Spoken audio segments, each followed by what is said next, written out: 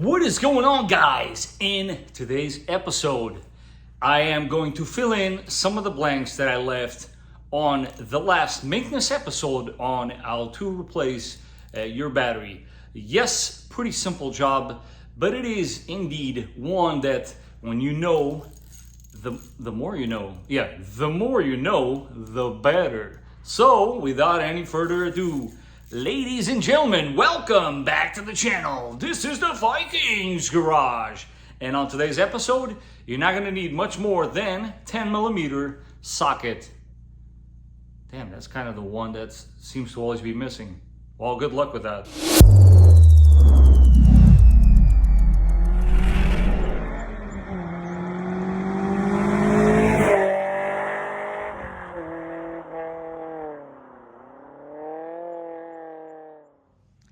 As far as what battery to choose, and knowing that my audience is mostly within these two platforms, here starts the conversation. Again, we don't need to get into that whole argument which oil to use. This is very similar, but here's what I know. Let's go ahead and start with the Forerunner from stock. What's stamped on the side there? Panasonic. Now, here's what I know. Toyota batteries are made by East Pan, Exide, or Johnson Controls. That's what I know. But then you come over here and I know that one said Panasonic. This particular guy has what is known as a TrueStar. TrueStar is nothing more, nothing less than the Clarius, which is Interstate. Yes, all of this just to let you know, if you do not happen to buy the one from Toyota, TrueStar, guys, those batteries are being delivered to the Toyota dealer in none other than Interstate truck.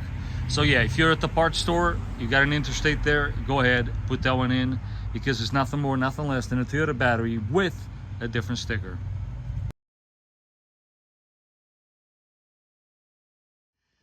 As far as this device, we're gonna go ahead, you connect your red with your positive, you go negative, black. You've then woken up the device. I'm gonna go ahead and press menu. We are only testing this battery. It is a 12-volt battery, regular type of battery. We'll do just a battery test here. So we press OK. It is top post, regular. We're gonna go with cold cranking amps. Now this number is always found on the top label. This particular one, a little dirty, but there it is.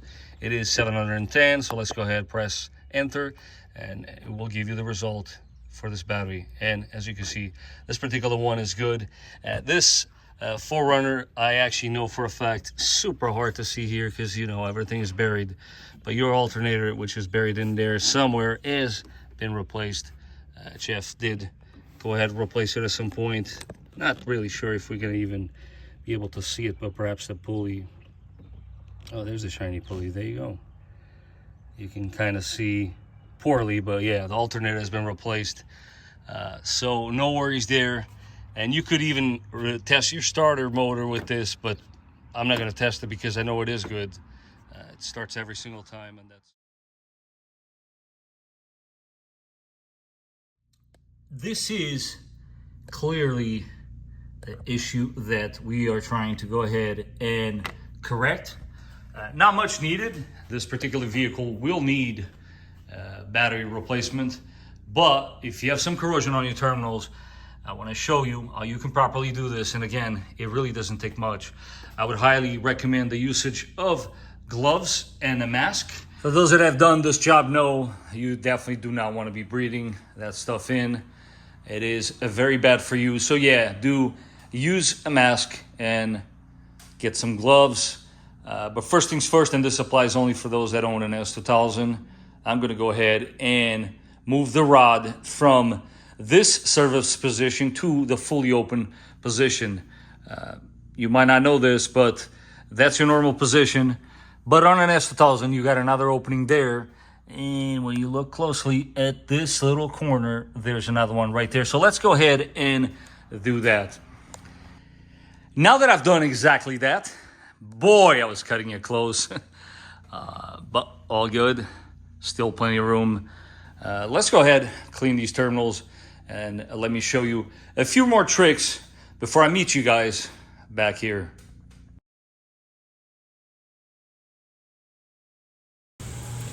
So this digital multimeter, with one in the negative, the other one, you should have 12 volts, right? So technically, no voltage here. But what if I put it here? Whoa, wait a minute. That's right, guys. This is actually allowing voltage to sit on top of your battery, and that is not good. Acid on top of your battery, never ever a good thing.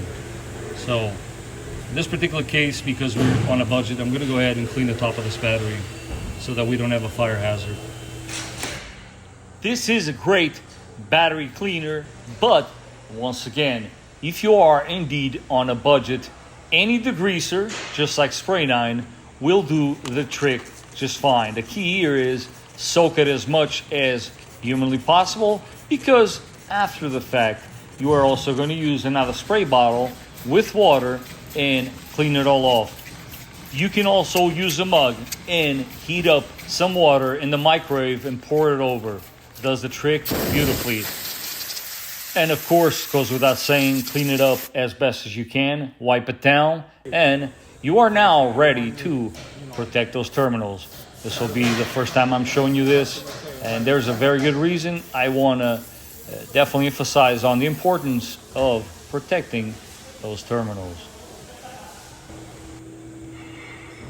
Once that battery is all clean, you will no longer have voltage laying around on top of that battery.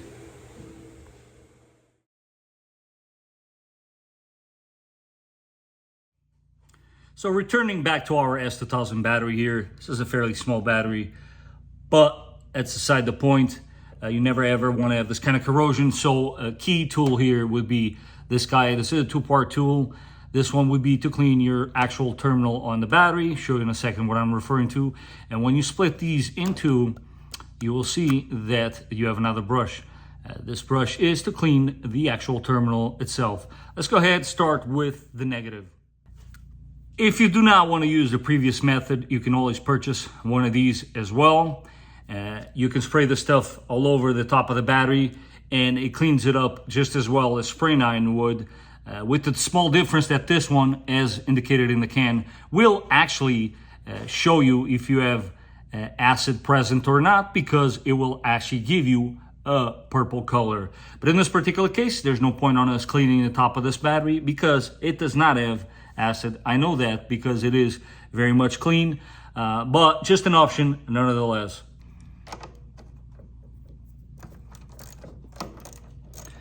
Key here, guys, this goes obviously for any type of battery.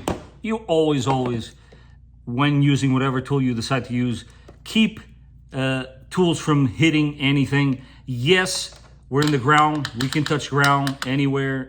Wouldn't matter. When it comes to the positive, you do not want this to touch. So let's go ahead and get this guy out. With the terminal now loose, it's good rule of thumb to cover it up when you're not necessarily working on it, mainly to prevent sparking in case you leave the terminal down. But let's go ahead and do our very best now to clean this. Other than the tool that I showed you guys before, again, this is not a must, but if you have a wire brush laying around somewhere, as you can see, this one is pretty beat up. This wire brush can also help you with nooks and crannies on these areas that might not be accessible by that guy. So let's go ahead really quick and clean this guy up.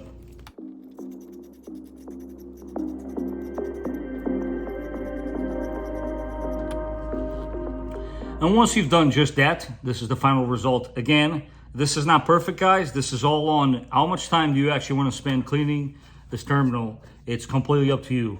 But what I like to do then, again, with the rag, put this guy to the side. And now, let's go ahead and clean this terminal. This is where you use the other end of this little handy tool. Not much to it. Shove it down. A few rotations. Up and down. And basically, we're doing this. We're not just trying to clean the terminal here, guys. There is a reasoning behind everything that I'm showing you here. You are, by all means, going to improve the contact between this surface and that one. And that is super important. I have seen people that actually spray things in here before putting this terminal in there. It's Big no-no. You do not want to do that. You want to create as best of a contact surface as humanly possible between this guy and that guy. So let's go ahead now and reinstall our terminal. Torque specs, yes, of course there's lots of torque specs. This is kind of common sense, guys. You give it the wiggle test right at the end, and that's when you know you're done. So let's go ahead, tighten this up. Let's not do what most of us do, which is lose that 10mm socket down into the abyss. I've been there, done that. If you've done the same, please don't forget to smash that like button. But yeah, we all been there. And there's the wiggle test. And as you can see, this guy's not tight. I did this intentionally. So let's go ahead and tighten it up. You always want to make sure that it stays nice and firm. And it goes without saying, you got to repeat the whole process to this side like you did on the negative. I'm not going to show you guys that because it's clearly the same exact thing. So, with trickery of camera editing, there you have it. Both terminals are now clean. Now, you would say to yourself, well, job finished, job well done. Well, guys, this is where this other product from same company comes into play. I'm a firm believer in this. This, by all means, does not stop corrosion, but it is a very good protector and will most definitely delay it. How do you apply it? Not much to it. You want to spray it over the terminal like so, covering both areas, or I should say all of the areas, and that's it. Job well done. At the end, and this is mostly just a thing that I do to make the job presentable, I like to grab a clean rag and just wipe away the excess of the same product. And that's it. And there you have it, guys. This one was a very short one. Very easy to follow, I hope. And I have absolutely no doubt that you at home can totally replace your battery. And also, as emphasized in this video, protect those terminals accordingly so that you don't have to deal with the corrosion that I had here with our S2000. And as always, if you found this video to be helpful and informative, do not forget to smash that like button if you haven't done so. And you don't want to miss any more of this content, don't forget to subscribe and check out these pliers. Who here wants to guess in the comment section what kind of job I'm tackling? I'm only going to give you one clue. It's going to be on my wife's RAV4. And until the next time, I will catch you on the next one.